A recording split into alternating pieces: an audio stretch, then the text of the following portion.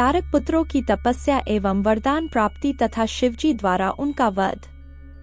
आपने तारकासुर के आतंक एवं उसके अंत की कहानी को तो सुना ही होगा कि कैसे शिव पुत्र कार्तिकेय ने इस राक्षस का अंत किया।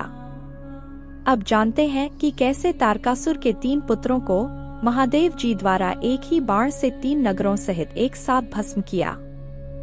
बहुत समय पूर्व जब देवताओं की रक्षार्थ भगवान शिव के पुत्र कार्तिकेय द्वारा तारकासुर का वध कर दिया गया, तब उसके तीनों पुत्रों तारकाक्ष, विद्युन्माली और कमलाक्ष को बहुत दुख हुआ।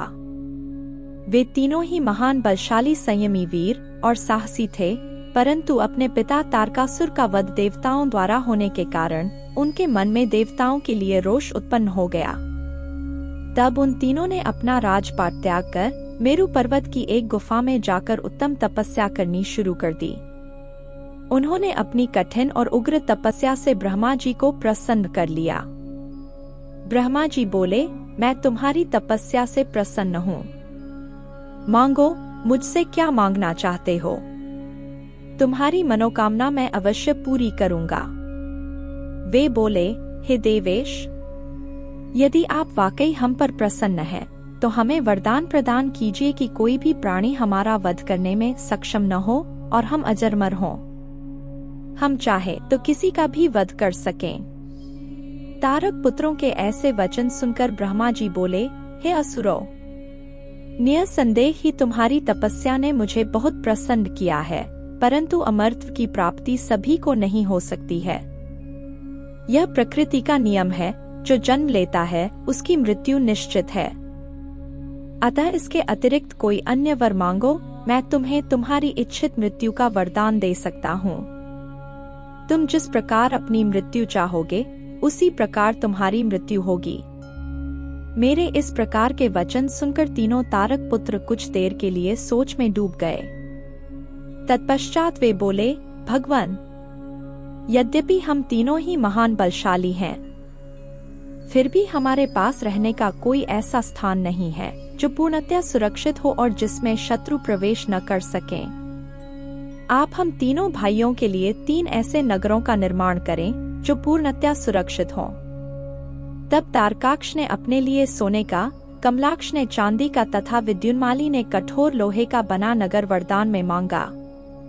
साथ ही उन्होंने यह भी कहा कि ये तीनों नगर दोपहर अभिजित मुहूर्त में चंद्रमा के पुष्य नक्षत्र में होने पर एक साथ मिला करेंगे। ये तीनों ही महल आकाश में नीले बादलों में एक के ऊपर एक रहेंगे तथा जन साधारण सहित किसी को भी नहीं दिखाई देंगे। 1,000 वर्षों बाद जब पुष्करावर्त नामक काले बादल बरस रहे हों, उस समय जब तीनों महल आपस में मिले, तब भगवान शिव रथ पर बैठकर एक ही बार से हमारे नगरों सहित हमारा भी वध करें। इस प्रकार तारकासुर के पुत्रों के मांगे वरदान को सुनकर ब्रह्मा जी मुस्कुराए और तथास्तु कहकर उनका इच्छित वर उन्हें प्रदान कर दिया। फिर मैं दानव ने महल से तारकाक्ष के लिए सोने का, कमलाक्ष के लिए चांदी का और विद्युन्माली के लिए लोहे के उत्तम लोकों का निर्माण किया। तत्पश्चात तीनों असुरों की आज्ञानुसार मैं भी वहीं पर निवास करने लगा। इस प्रकार वे तीनों ही असुर अब आनंद पूर्वक अपने अपने लोकों में सुखों को भोगने लगे। तारकासुर के तीनों पुत्रों ने देवताओं पर अत्याचार करने शुरू कर दिए। उन्होंने इंद्र को परास्त कर बहुत से ऋषि मुनियों को बंदी बना लिया। यज्ञ में बाधा डालने लगे। ऐसा होने पर सभी देवता इकट्ठे होकर महादेव के पास पहुँचे। देवता बोले, हे महादेव जी, तारकासुर के तीनों पुत्रों ने हमें परास्त कर दिया है। यही नहीं, उन्होंने सभी ऋषि मुनियों को भी बंदी बना लिया है। वे उन्हें यज्ञ नहीं करने देते हैं। चारों ओर हाहाकार मचा हुआ है। उन्होंने इस त्रिलोक को अपने वश में कर लिया है और पूरे संसार को नष्ट करने में लगे हुए हैं। ब्रह्मा जी द्वारा इन तीनों को अवध्य होने का वरदान मिला है। इसी कारण वे तीनों बलशाली दानव मदांध हो चुके हैं और मनुष्यों और देवताओं को तरह तरह से प्रताड़ित कर रहे हैं। भगवान शिव बोले, मैंने तुम्हारे कष्टों को जान लिया है। मैं जानता हूँ कि तारकाक्ष, कमलाक्ष और विद्युन्माली ने तुम्हें बहुत परेशान किया हुआ है, परंतु फिर भी वे तीनों पुण्य कार्यों में लगे हुए हैं। वे तीनों मेरे भक्त हैं और सदा मेरे ध्यान में निमग्न रहते हैं। भला मैं अपने भक्तों को कैसे मार सकता हूँ? वे तीनों तारक पुत्र पुण्य संपन्न हैं। जब तक उनका पुण्य संचित है और वे मेरी आराधना करते रहेंगे, मेरे लिए उन्हें मारना असंभव है, क्योंकि स्वयं ब्रह्मा जी के अनुसार मित्रद्रोह से बढ़कर कोई भी पाप नहीं है। हे देवताओं, इस समय मैं तुम्हारी कोई सहायता नहीं कर सकता, अतः तुम सब श्रीहरि विष्णु की शरण में जाओ। अब वे ही तुम्हारा उद्धार करेंगे। सभी देवताओं ने उन्हें पुनः हाथ जोड़कर प्रणाम किया और श्रीहरि विष्णु से मिलने के लिए उनके निवास बैकुंठ लोक की ओर चल दिए। बैकुंठ लोक पहुंचकर सब देवताओं ने भक्तिपूर्वक श्रीहरि को प्रणाम किया और उन्हें भगवान शिव द्वारा कही गई सब बातों से अवगत कराया। देवताओं की बातें सुनकर भगवान विष्णु बोले, हे देवताओं, यह बात सत्य है कि जहाँ सनातन धर्म और भक्ति भावना हो, वहाँ ऐसा करना उचित नहीं होता। तब देवता पूछने लगे कि प्रभु हम क्या करें? हमारा दुख कैसे दूर होगा? भगवान, आप ऐसा उपाय कीजिए जिससे वे तीनों असुर सनातन धर्म से विमुख होकर अनाचार का रास्ता अपना लें। उनके वैदिक धर्म का नाश हो जाए और वे अपनी इंद्रियों के वश में हो जाएं। वे दुराचारी हो जाएं तथा उनके सभी शुभाचरण समाप्त हो जाएं। तब देवताओं की इस प्रार्थना को सुनकर भगवान श्रीहरि विष्णु एक पल को सोच में डूब गए। तत्पश्चात बोले, तारक पुत्र तो स्वयं भगवान शिव के भक्त हैं, परंतु फिर भी जब तुम सब मेरी शरण में आए हो तो मैं तुम्हें निराश नहीं करूंगा, तुम्हारी सहायता अवश्य ही करूंगा। तब श्रीहरि विष्णु ने मन ही मन यज्ञों का स्मरण किया। उनका स्मरण होते ही यज्ञगण तुरंत वहां उपस्थित हो गए। उन्होंने पूछा कि प्रभु, आपने हमें यहाँ क्यों बुलाया है? तब श्रीहरि मुस्कुराए और बोले कि हमें तुम्हारी सहायता की आवश्यकता है, इसलिए हमने तुम्हारा स्मरण किया है। तब वे देवराज इंद्र से बोले कि हे देवराज, आप त्रिलोक की विभूति के लिए यज्ञ करें। यज्ञ के द्वारा ही तारक पुत्रों के तीनों पुरों, नगरों का विनाश संभव है। तत्पश्चात उन्होंने बहुत विशाल यज्ञ का आयोजन किया। सविधि उन्होंने उत्तम यज्ञ भक्ति भावना से आरंभ किया। यज्ञ पूर्ण होने पर उस यज्ञ कुंड से शक्तिधारी विशालकाय हजारों भूतों का समुदाय निकल पड़ा। उन भूतगणों को आज्ञा देते हुए विष्णु जी बोले, हे भूतगणों, देव कार्य को पूरा करने के लिए तुम जाकर त्रिपुरों को नष्ट करो। विष्णु जी की आज्ञा सुनकर वे भूतगण दैत्यों के उस महासुंदर नगर त्रिपुर की ओर चल दिए। जब उन्होंने त्रिपुर नगरी में घुसना चाहा तो वहां के तेज से वे भस्म हो गए। जो भूतगण बचे वे लौटकर भगवान विष्णु के पास वापस आ गए तथा उन्होंने श्रीहरि को इस बात की सूचना दी। जब भगवान विष्णु को इस प्रकार भूतगणों के नगरी के तेज से जलने की जानकारी हुई तो वे अत्यंत चिंतित हो गए। तब उन्होंने देवताओं को समझाया कि वे अपनी चिंता त्याग कर अपने अपने लोकों को जाएं। मैं इस संबंध में विचार करके आपके लाभ के लिए यथासंभव कार्य करूंगा।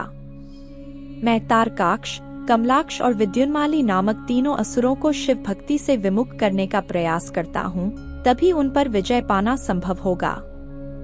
तब श्रीहरि को प्रणाम करके सभी देवता अपने अपने लोकों को वापस लौट गए। तब भगवान श्रीहरि विष्णु ने अपनी आत्मा के तेज से अत्यंत तेजस्वी एक मायावीर पुरुष प्रकट किया। उसका सिर मुंडा हुआ था। उसने अत्यंत गंदे वस्त्र पहने हुए थे। उसके एक हाथ में लकड़ी का एक कटोरा तथा दूसरे हाथ में झाड़ू थी। उसने अपने मुख पर वस्त्र लपेट रखा था। व्याकुल वाणी में उसने श्रीहरि को प्रणाम किया और पूछा, हे प्रभु, मेरी उत्पत्ति का क्या प्रयोजन है? भगवान, मैं कौन हूँ?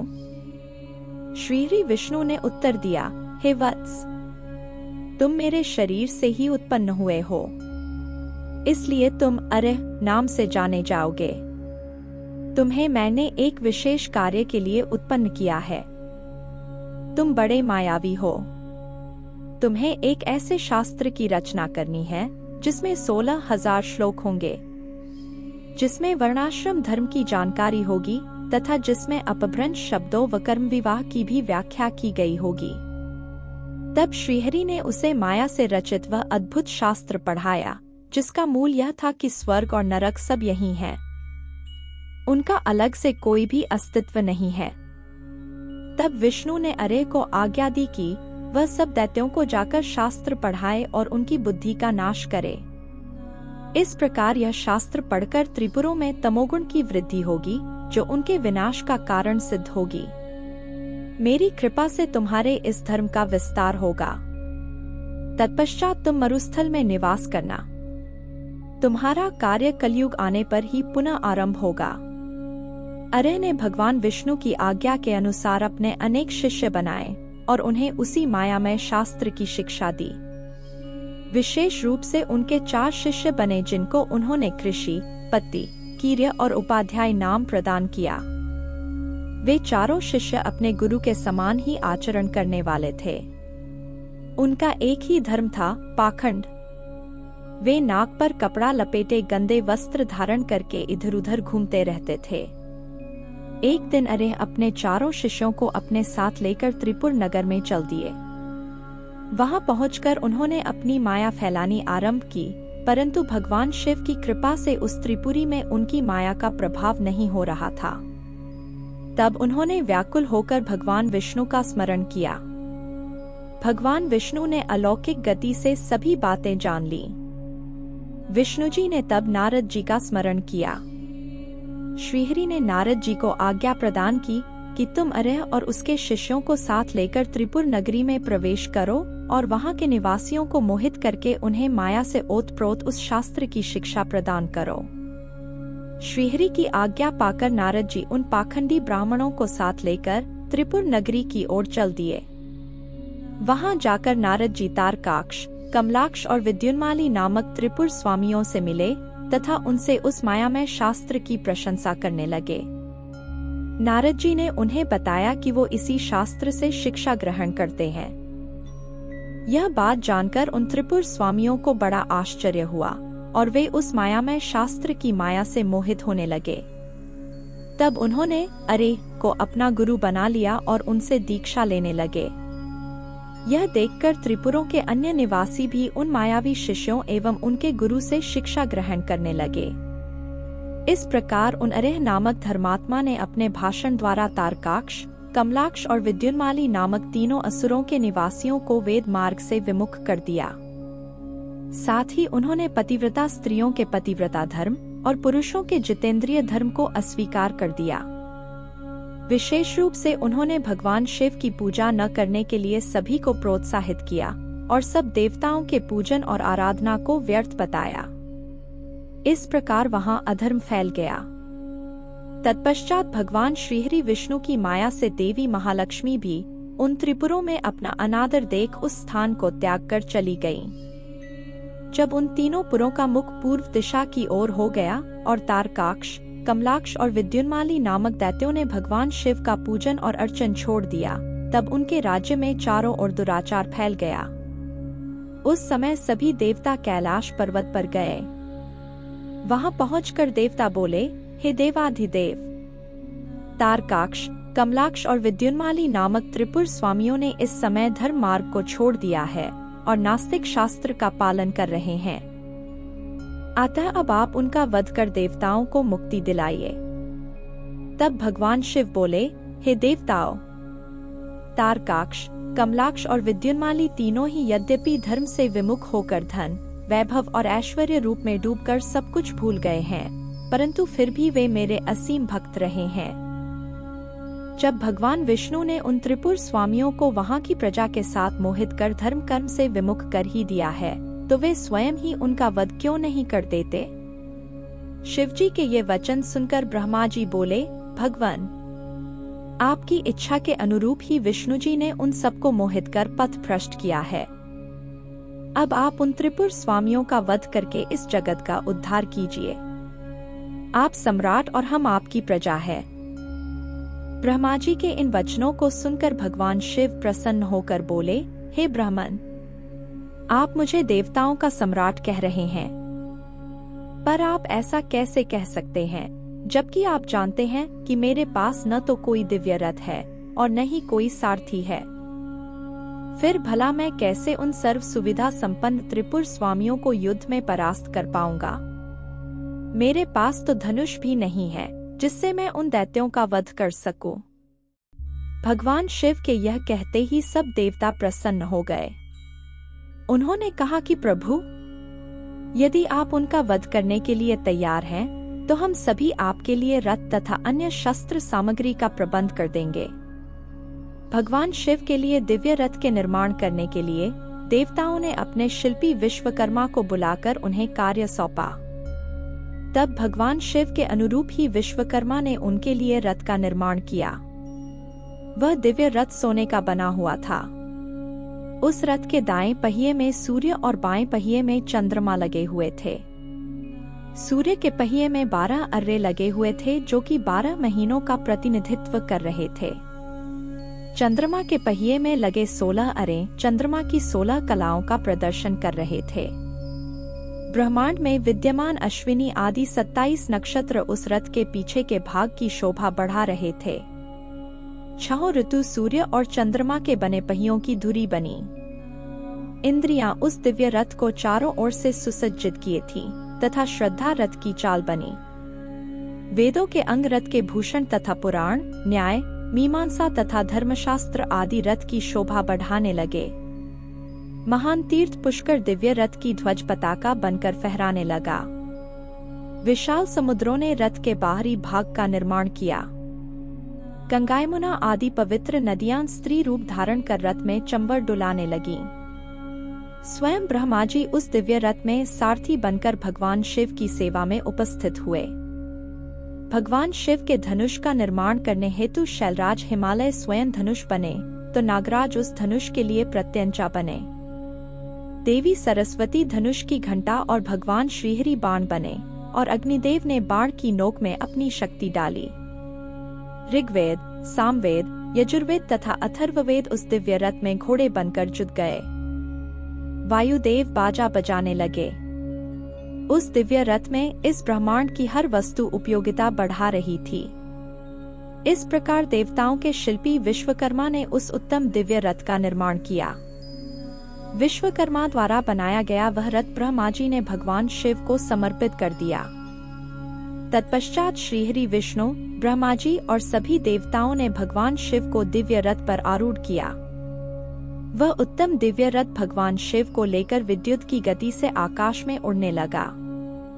जब भगवान शिव का वह दिव्य रथ तेजी से आकाश मार्ग से होता हुआ त्रिपुरों की ओर जा रहा था, तो बीच मार्ग में ही भगवान शिव ब्रह्मा जी से बोले, हे विधाता, तारकाक्ष, कमलाक्ष और विद्युन्माली नामक परम बलशाली राक्षसों का वध करने के लिए मुझे उनके समान ही शक्ति चाहिए।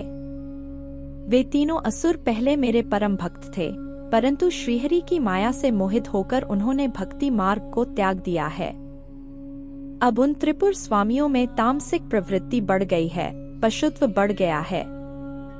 अतः उन तीनों दैत्यों का संहार करने के लिए मुझे भी पशुओं की सी शक्ति की आवश्यकता होगी। अतः आप सब देवता पशुत्व की वृद्धि करने हेतु पशुओं का आधिपत्य मुझे प्रदान करें, तभी उन असुरों का वध हो पाएगा। भगवान शिव के इस प्रकार के वचन सुनकर सभी देवता चिंतित हो गए और सोच में डूब गए। पशुत्व की बात सुनकर उनका मन अप्रसन्न हो गया। देवताओं को सोच में देखकर भगवान शिव को स्थिति समझते देर न लगी। वे देवताओं की चिंता तुरंत समझ गए। देवताओं से भगवान शिव ने कहा, देवताओं, इस प्रकार दुखी मत हो। मैं तुम्हारे दुख का कारण समझ गया हूँ। तुम लोग यह कदापि मत सोचो कि पशुत्व से तुम्हारा पतन हो जाएगा। मैं तुम्हें पशुत्व से मुक्ति का मार्ग बताता हूँ। हे देवताओं, जो भी पवित्र मन और स्वच्छ निर्मल हृदय एवं उत्तम भक्ति भावना से दिव्य पाशुपत व्रत को पूरा करेंगे, वे सदा के लिए पशुत्व से मुक्त हो जाएंगे। तुम्हारे अतिरिक्त जो मनुष्य भी पाशुपत व्रत का पालन करेंगे, उन्हें भी पशुत्व से मुक्ति मिल जाएगी। हे देवताओं, नित्य ब्रह्मचर्य का पालन करते हुए 12 6 अथवा 3 वर्षों तक पाशुपत व्रत का पालन करने से सभी मनुष्यों एवं देवताओं को पशुत्व से हमेशा के लिए मुक्ति मिल जाएगी तथा मोक्ष की प्राप्ति होगी। उसका कल्याण होगा, क्योंकि पाशुपत व्रत परम कल्याणकारी है। भगवान शिव के इन वचनों को सुनकर ब्रह्मा जी, श्रीहरि विष्णु एवं सभी देवी देवता बहुत प्रसन्न हुए। तब सब देवता प्रसन्नता पूर्वक अपने अभीष्ट कार्य की सिद्धि के लिए पशु बन गए। तभी से सदाशिव पशुपति नाम से जगत में विख्यात हुए। उस समय भगवान शिव के स्वरूप को देखकर सभी देवता एवं ऋषिगण बहुत प्रसन्न हुए। तत्पश्चात भगवान शिव ने अन्य देवताओं के साथ त्रिपुरों की ओर प्रस्थान किया। उस समय सारे देवता अपने हाथों में अनेक प्रकार के अस्त्र शस्त्र धारण करके हाथी, घोड़े, सिंह, रथ और बैलों पर सवार होकर चल दिए। जब युद्ध की सामग्रियों को साथ में लेकर भगवान सदाशिव अपने दिव्य रथ में बैठकर आकाश मार्ग से उन त्रिपुरों के निकट पहुंच गए, तब उन्होंने उन त्रिपुरों का उनके स्वामियों के साथ विनाश करने के लिए रथ के शीर्ष स्थान पर चढ़कर अपने परम दिव्य धनुष पर प्रत्यंचा चढ़ाई, परंतु उनका बाण धनुष से नहीं निकला और वे उसी प्रकार उस स्थान पर स्थित हो गए। वे इसी प्रकार अनेक वर्षों तक वहीं खड़े रहे, क्योंकि गणेश जी उनके अंगूठे के अग्रभाग में खड़े होकर उनके कार्य में विघ्न डाल रहे थे। इसलिए ही तीनों पुरों का नाश नहीं हो पा रहा था। इस प्रकार जब भगवान शिव का बाण बहुत समय तक नहीं चला और वे एक ही स्थान पर स्थिर हो गए, तो सभी देवता चिंतित हो गए कि ऐसा क्यों हो रहा है। तभी वहां आकाशवाणी हुई, हे देवाधिदेव शिवशंकर, जब तक आप गणेश जी का पूजन नहीं करेंगे तब तक त्रिपुरों का संहार नहीं कर पाएंगे। आकाशवाणी के वचनों को सुनकर सभी को बड़ा संतोष हुआ। तब अपने कार्यों को यथाशीघ्र पूरा करने के लिए भगवान शिव ने भद्रकाली को बुलाया। विधि विधान से सबने मिलकर अग्रपूज्य भगवान गणेश का पूजन संपन्न किया। पूजन संपन्न होते ही विघ्न विनाशक गणपति प्रसन्न होकर उनके मार्ग से हट गए और उन्होंने कार्य में आने वाले सभी विघ्नों को दूर कर दिया। उनके हटते ही भगवान शिव को तारकाक्ष, कमलाक्ष और विद्युन्माली के तीनों नगर सामने नजर आने लगे। तीनों पुर कालवश शीघ्र ही एकता को प्राप्त हुए, अर्थात मिल गए।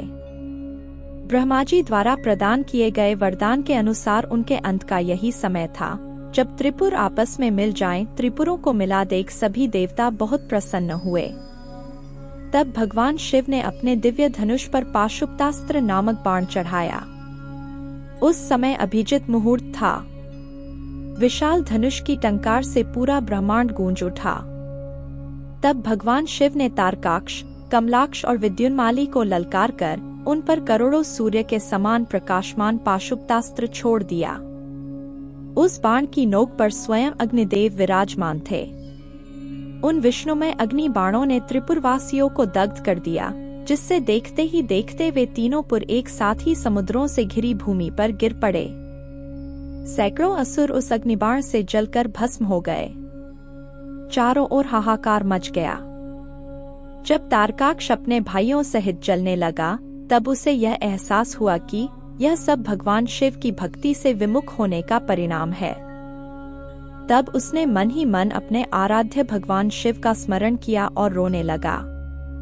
तारकाक्ष बोला, हे शिव, यह तो हम जानते ही हैं कि आप हमें भस्म किए बिना नहीं छोड़ेंगे। फिर भी प्रभु, हम आपकी कृपा चाहते हैं, अतः आप हम पर प्रसन्न होइए। भगवान, जो मृत्यु असुरों के लिए दुर्लभ है, वह हमें आपकी कृपा से प्राप्त हुई है। बस अब हमारी आपसे सिर्फ एक ही प्रार्थना है कि हमारी बुद्धि जन्म जन्मांतर तक आप में ही लगी रहे। यह कहकर वे सभी दानव उस भीषण अग्नि में जलकर भस्म हो गए।